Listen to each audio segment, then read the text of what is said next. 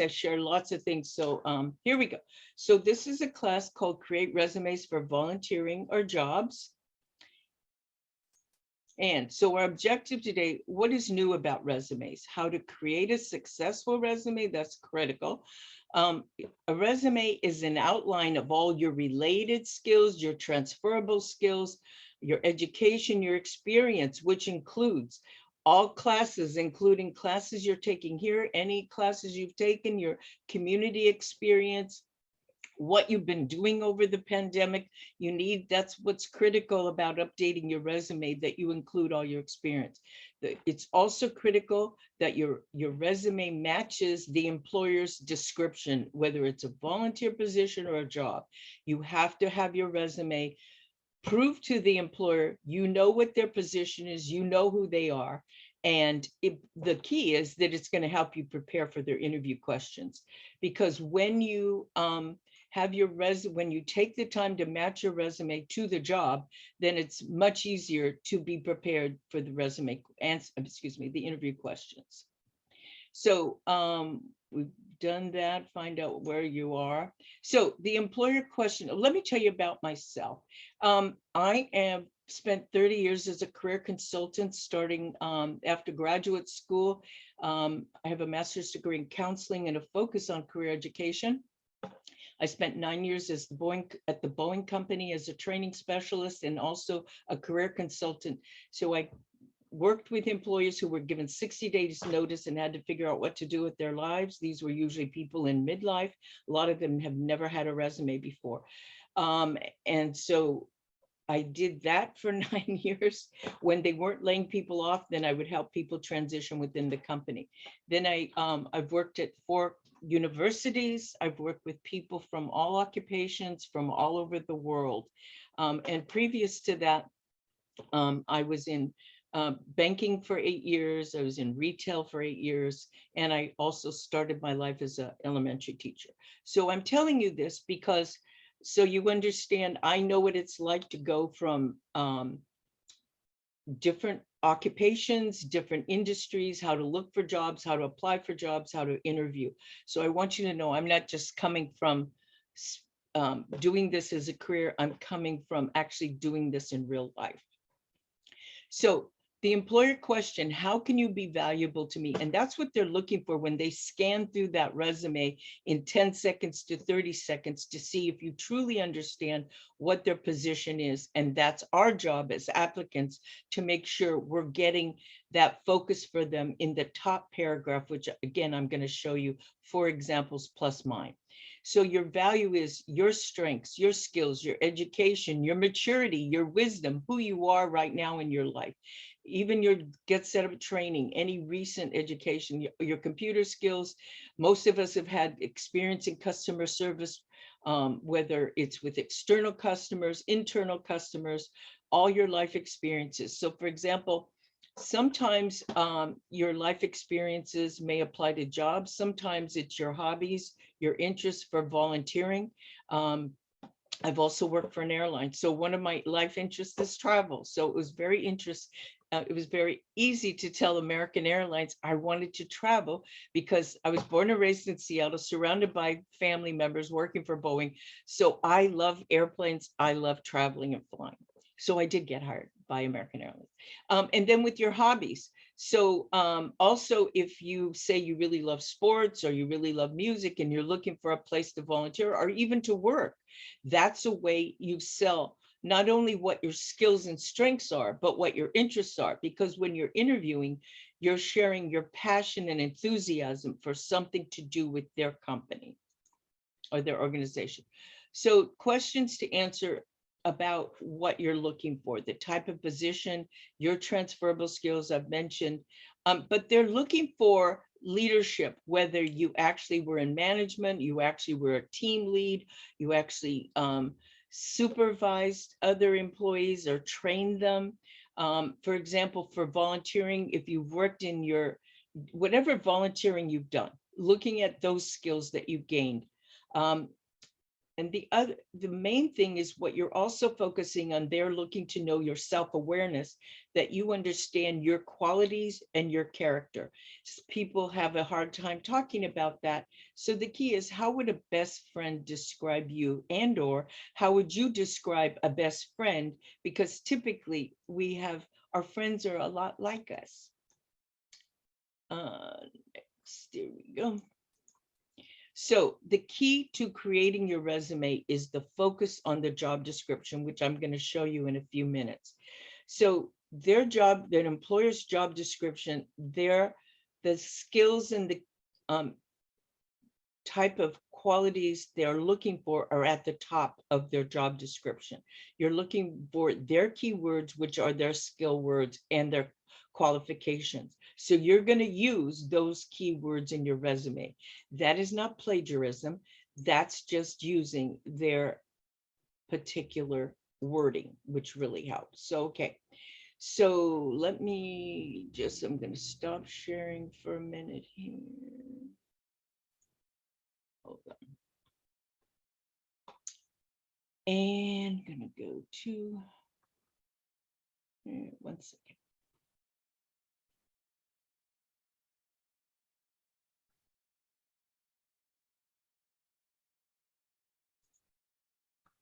No, it's not it. Got so many documents today. One second.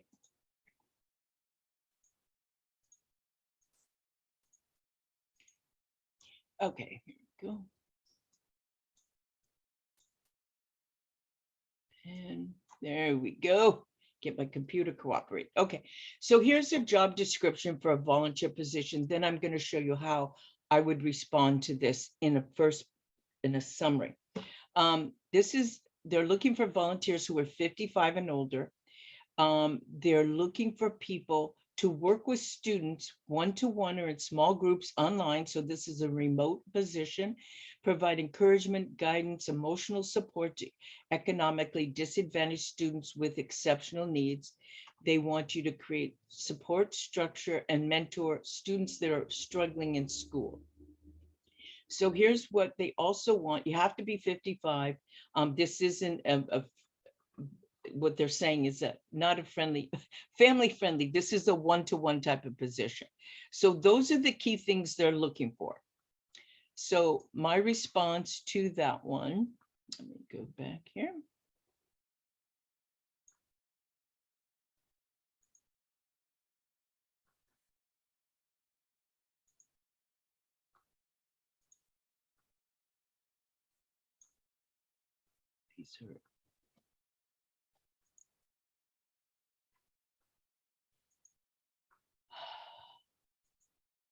Let me go back to,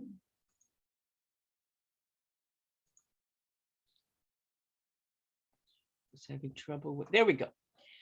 So this is the way I would start the top of my resume. I'm an experienced retired teacher, counselor, years of customer service experience. So what I'm trying to focus on, they're looking for people who like working and helping people.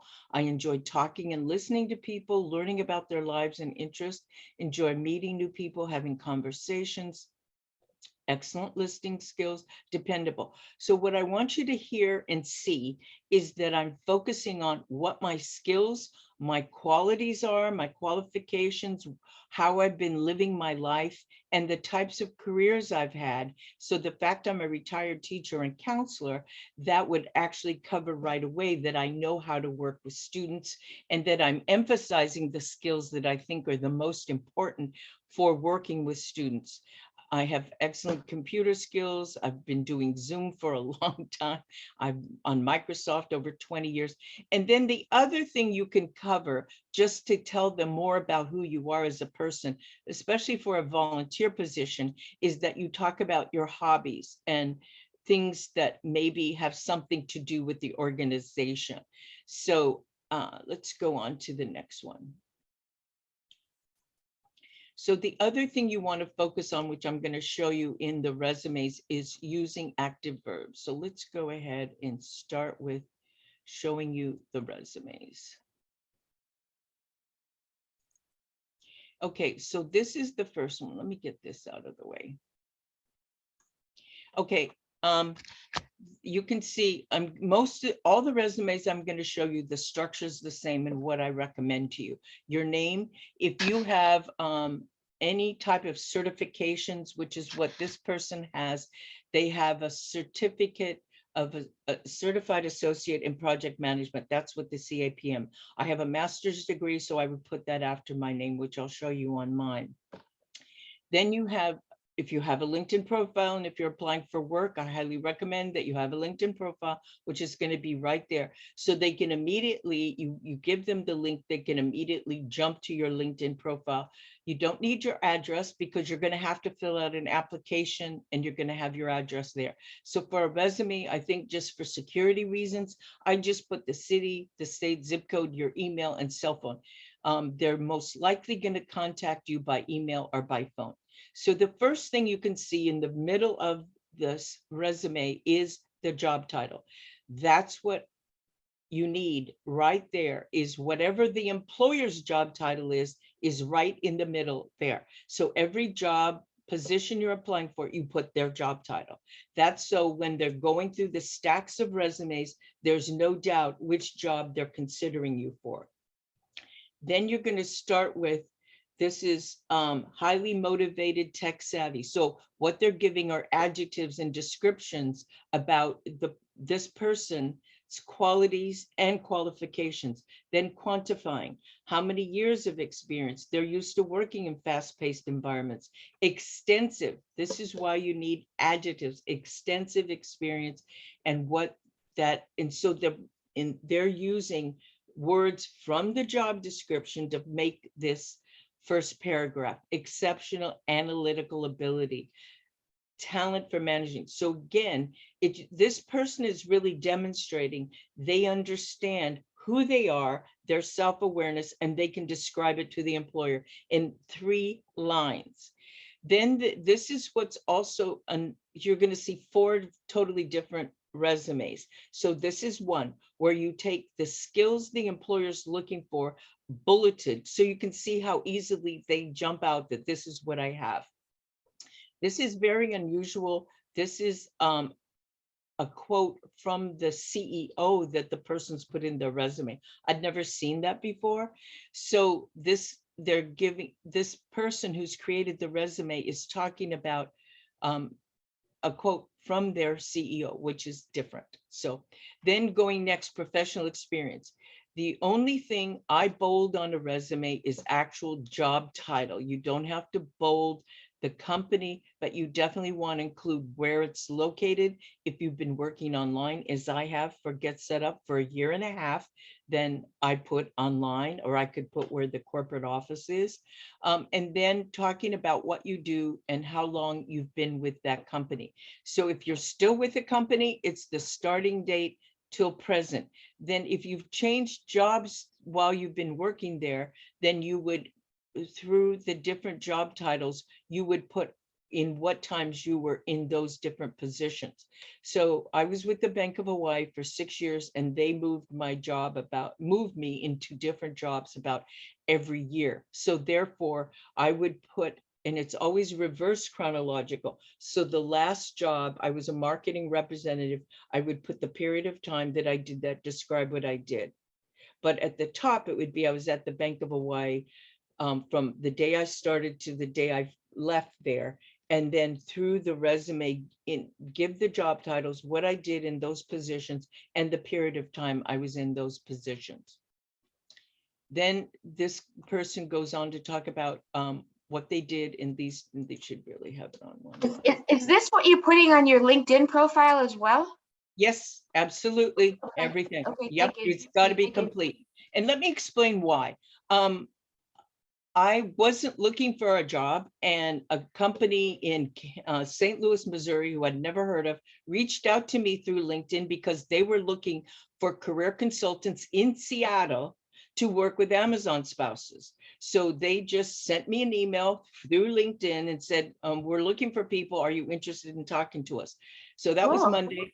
On Thursday, I had my first interview. On Friday, I had my second interview, and I was hired. And I was with them for 5 years. I never met any of them. We only met online. All the meetings were online because all the people that worked for them were all over the world. And so it was a great position. So it was the easiest position I've ever been in because they found me. So Yeah. that's why you need your LinkedIn profile needs to be as complete, and even, and what I'll show you if we have time to do the LinkedIn I mean, profile. I hate to ask you this, is LinkedIn just used to get jobs, or is it also used to like, like for marketing? That I know that's a funny question, but No, would it's you not. use LinkedIn? Would you use LinkedIn for marketing also, or not really? Absolutely, because if you have your own business, absolutely. So it's used for job search, it's used for researching employers, trying to find, like I have 500 connections. So it's going to my Okay. connections and saying, oh, I know you looking where they're working. So it's for research, and it's also for promoting yourself. Absolutely. Okay, thank you. Because LinkedIn is about marketing. It's about marketing yourself to get a job or marketing yourself to get contacts. Absolutely. Okay, thank you, thank you. You're welcome. Okay, so here we go with putting in your professional development. So this is above and beyond any college work, so that you give them updated what you've been doing related to, especially the profession you're applying for. Then your education, I only bold degrees, and then you always want to put what the time period where you were in for each of your degrees, and then any professional associations that you've been a part of. Okay, so we're going to the next one.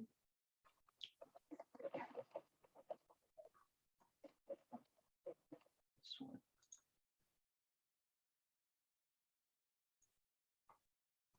Okay.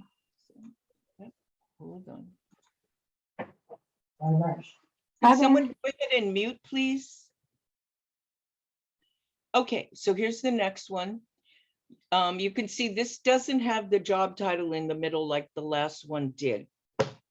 So that's why it's so critical when whoever's sorting the resumes that are usually coming out of a database, there's no doubt which pile this resume is supposed to go into. They do start a summary saying what they are, a certified nursing assistant, but we don't know what the actual job title is. So that's why it's so critical. You put the job title there. So again, she's starting out describing herself, reliable, caring, and she's been there over 2 years, who she's cared for.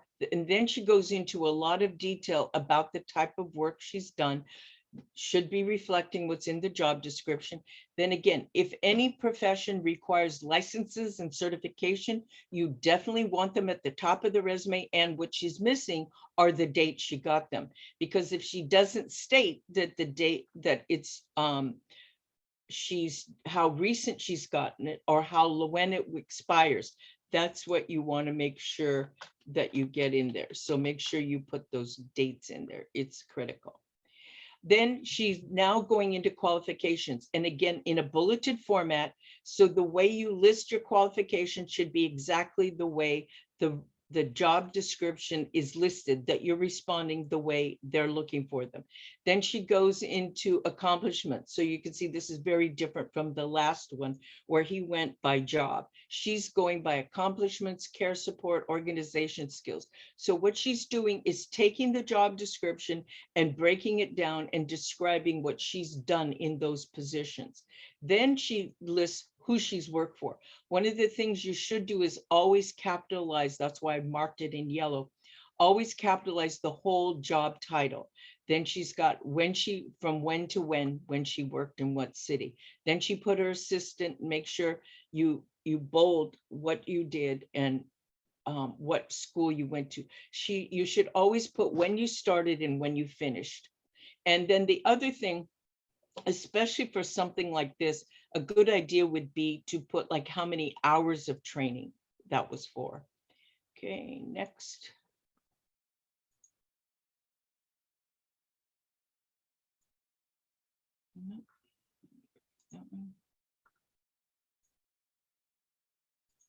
Okay, next one. Again, it says career profile. That doesn't tell the employer anything. What you need is the actual job title or volunteer title, whatever it is. So the way this person starts again is describing themselves, creative, persuasive, deadline driven. And then what they're saying is they're a writer, editor, project manager, which could be 3 different jobs, or it could be that maybe those are one of the titles. But that's why it's so important that you define what it is you're applying for. Then they've also got passion for health and wellness. So this must be a health and wellness company. So that's why talking about passion or enthusiastic, that you want to be truthful, but actually say that this is something that you really enjoy. And then skills include, and then this person is describing their background. And again, these would be coming most likely exactly from the job description. Now, interestingly enough, besides all the things that she does, she also includes public speaking, which is not as typical for someone who's a writer, editor, and also marketing. So this person is throwing those in. So then we go to professional experience. You can see this person's got things centered. And then oops, let me fix this. It's out of alignment. There we go. So she's named who the employer is. Then she's talking about who they are. So if there's any doubt of who this employer is, you can also put the company website so they can go look it up. Then she tells what her job title was and when she's currently there. Okay, so this is what's real important. The 30 years I've been looking at resumes, this is very common. This person is telling us they're currently employed because they say present, but then they're using past tense verbs. So I can tell you, anybody reviewing resumes, if you're saying you're a writer and an editor, but you don't know grammar because you're using the wrong tense of verbs. So it's critical, if you're not great with grammar, that you have someone you know that is. Review your resume and make sure that your verb tenses are correct, all your grammar is correct, because I would not hire this person. I probably wouldn't even keep looking at their resume if they're a writer, editor, and they've put past tense verbs and it should be present tense. So it's just critical. Don't lose the chance of getting a job because your grammar is incorrect, especially if you're trying to get a job as a writer and an editor. That's what writers and editors do, is make sure everything is correct. So I'm going to send you this sample, and I'm sending you the sample exactly the way it is because I want you to make sure you understand how critical that is. So then she goes on the rest of her particular jobs. She does her format, pretty much the same. And then her certifications and education. She also is included being a Toastmaster. That's great. I was in Toastmasters for 6 years. It's a wonderful self-improvement development organization. If you've done anything like that, absolutely put that in. Okay, let's see that one.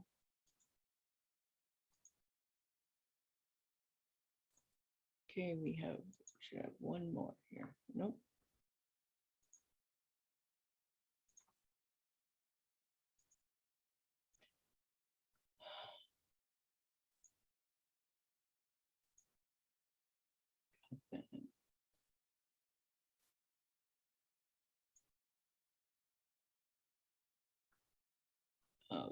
Okay, all right. So the last example, you can see how easy this is when that job title is right in the middle. And then starting out, they're looking for the senior position. They tell all that they are an MRP, which is an abbreviation for the certification that they have. Then they start going into detail. This is the quantifying, 20 years. So it's critical that you put in how long you've been doing the type of work you're applying for. Then more quantifying, 18 billion. They start talking about the companies they've worked for. So this is very, very thorough in their summary of qualifications. Again, this is bulleted, makes it very easy to read. One of the problems I have with this resume, the person says they have 20 years of experience, they're a senior position, and they're saying they're only proficient in Microsoft Word, etc. So proficient to me means somebody who's just beginning. So somebody with 20 years should be saying excellent, extensive. Don't ever use a word like proficient at the age of life that we're all in.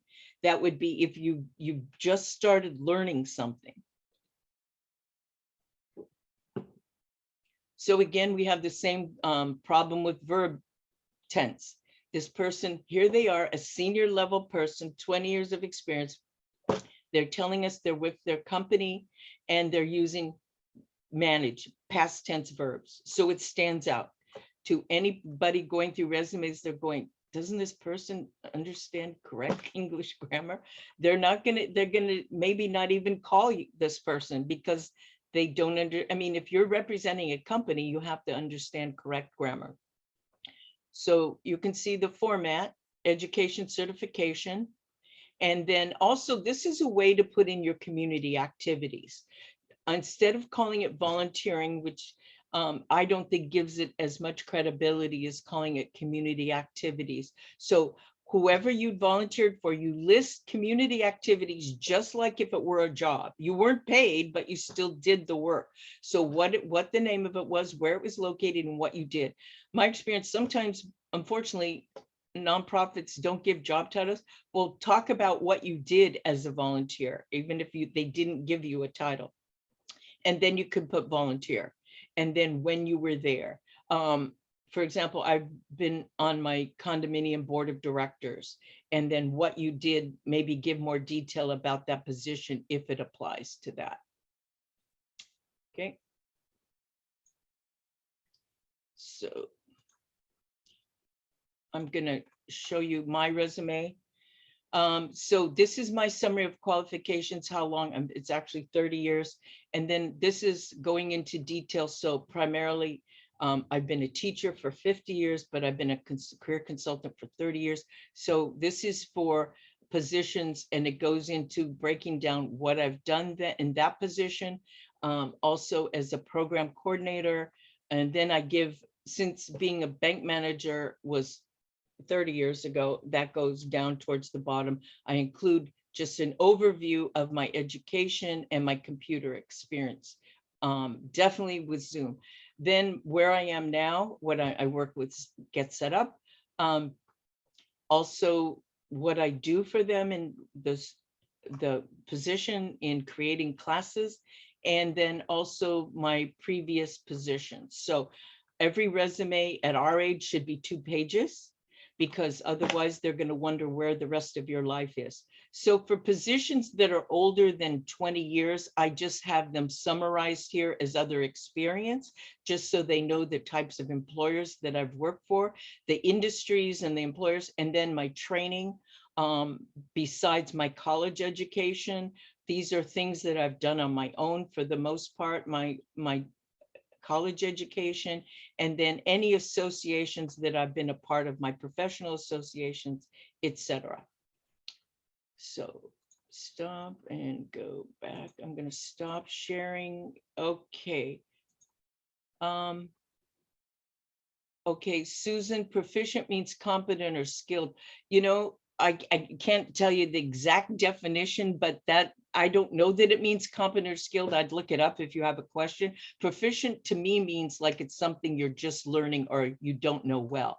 But again, at our age, we should be able to put, you know, extensive, excellent, or, you know, something, but proficient doesn't fit for our age group. Unless you're just even learning Zoom, I wouldn't even say proficient, because you're definitely understated. So we've had a lot of people join us. So welcome to all of you.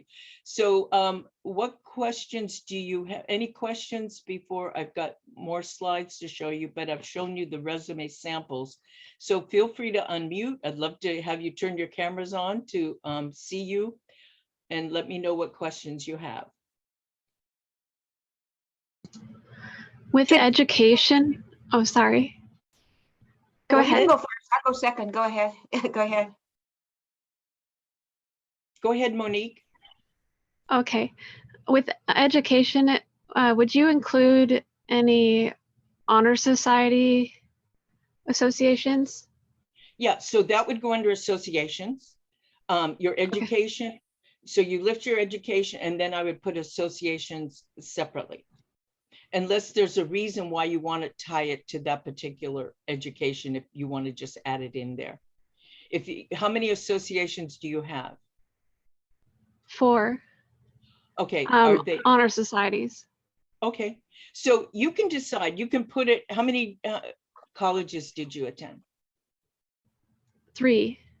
Okay, so if you think it fits, go ahead and put them. So you would put the college, the location, your degree, maybe an emphasis of what you studied, especially related to the position, and then maybe the honor society at the bottom. So you can decide, it's really how it fits. So if you think, Okay. if you want to put the association separate, because you can see when you do them by categories, they stand out. So it's depending how, if you want it just lumped in with education because it fits with Yeah. that degree, or if you want it to stand out by itself. Okay. Thank you. Okay. Yeah, for associations, for mine, the way I list them is because I was part of my professional association for over 20 years, and I served in board positions on that. So that's why those stand out. And then I attended also Human Resource Association meetings connected to my work. So that's why the way I put associations. But if you think yours is more related to education, then yeah, absolutely. But it's just how it comes out in appearance, how you think it benefits you. Okay, someone else had a question. Yeah, I mean, I don't know if this is a good question, but should we do our LinkedIn resume first and then do our own resume? No, I would do your own resume first, because you need to have that format, because basically Okay, you're actually copying and pasting into LinkedIn. So it's better okay, to have your resume done, and then LinkedIn has it divided. But the thing okay. with LinkedIn, it also, you can put in things like, people will put in recommendations, you can put in all kinds of things that you like that don't go into your resume. You can't put your picture on, you're not supposed to put your picture on your resume. In the United States, other countries do that. That's why with LinkedIn, you do a headshot, just like the headshot you have. That's a perfect Okay. headshot for LinkedIn. Okay, so I'm going to go back and finish the slides, and then I'll come back and I'll answer more questions for you. Okay, 1 second. Okay, so as I mentioned about using active verbs, it's critical. And talk about what you did in the job. You can draw from the job description that the employer provided you, but sometimes your job description doesn't include everything you did. So besides being a training specialist and a career consultant at the Boeing Company, they also asked me to create and direct an English second language program. That was not in my job description. So that's on my resume. So that's why you want to make sure you include everything, and anything you've done in any kind of volunteer positions, served on a board or worked in whatever you've done, worked in your children's schools, grandchildren's schools, give yourself credit for that under community activities. Quantifying, that's why I pointed out in the resumes the size of the organization. So most of the companies I've worked for are large corporate organizations that most people know. GetSetUp is the smallest company I've ever worked for. When I started, I think there were only 40 employees. I think they're up to 100, over 100 now. So because it's a new startup, I would definitely put their website in. If you put the number of employees, then that kind of gives an employer the idea of how the types of companies you've worked for. The number of people you've worked with or supervised, say you worked a part of a team, maybe how many people did you work with on a team? If you led a team, definitely when you supervised, how many people you supervised. So at the Bank of Hawaii, as I said, every year they moved me. So the first position I had was supervising 40 tellers, and then I was moved to be assistant branch manager. So then I supervised the whole branch. So also break down what type of work the people you supervised did. And so every time I moved, I supervised different levels of people and different numbers of people. So just give yourself credit for that. Even if you were a team lead, make sure you cover that and how many people. Quantifying, as you saw in the examples, really helps to reflect what the breadth of your experience is, and that's what you're trying to get across. So if you've been responsible for reports, how often did you do them? Did you do presentations? Who did you do them to? Did you do them to staff? Did you do them to the board of directors? Did you do them to the community? And then if you were required to do budgets, How often did you do them? What are the size of the budgets, if you're able to disclose that?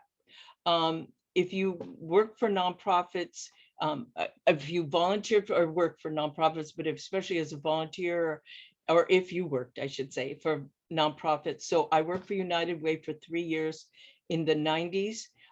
This is the United Way of King County, which is the largest in the state of Washington. So their fundraising campaigns is another thing. If you were involved in fundraising, United Ways goes from September to December, which is unusual. Most fundraisers are like 1 day or 2 days a year. So at that, they raised in that period $42 million. I did not raise $42 million, but it quantifies what the size of the organization is, that they raised $42 million for our county in that period of time. So you can see how quantifying really helps. You're trying to create a picture and a story to make your resume interesting. So also, if you've worked varied hours, like you've worked part-time or you volunteered part-time, definitely talk about like which hours you worked, etc. If you work full-time, you can say full-time, or if you work part-time. So as I mentioned, how you list your education and training. So I would definitely put in the GetSetUp classes. I've taken over 1,000. I started in October, a year and a half ago, almost 2 years ago. And then when I started, I'm still taking it. So be present. Any continuing education you've been doing on your own. If you've taken, training as a volunteer, and then your degrees. So again, it's always reverse chronological. So it's the last college I attended. And then if I didn't get a degree, it's just what I studied. For example, I was taking human resource classes at a community college. So I would just put human resource classes, and I would put, how many quarters it was. So there's no degree, it was just a certificate. But for your degrees, definitely list a degree and anything that goes with that. So example, my bachelor's degree, what I studied, and then I also was certified for life as a teacher. So I'm also going to send you some links on developing resumes, which will, let me show you what they look like. So when you open them, this is going to give you, I haven't been asked for cover letters, so I've applied for 3 positions. 2 years ago, I applied for 2 volunteer positions. And then with GetSetUp, I applied a year and a half ago, and neither one, they did not require cover letters. So you're going to receive that one, and also another link for ideas, but you can take this class again. So in summary, I hope you've heard, you tailor your resume to the position using their job title, maybe you have to revise your resume to put in their keywords, and then you're really targeting it so that they're clear that the purpose of your resume is to fit their job. Include all relevant skills, education, experiences, and make sure you give yourself credit for what you've been doing the last 2 to 3 years with COVID. However you've been using your time. Make sure you proofread, but definitely if grammar isn't your expertise, definitely someone, a friend, anyone to make sure to go and make sure it's okay, because otherwise they're going to skip over your resume. Typically, people going through resumes at employers, they will go a keep pile, a maybe, and a no pile. You definitely don't want to be in either of those. You want to be in the yes pile.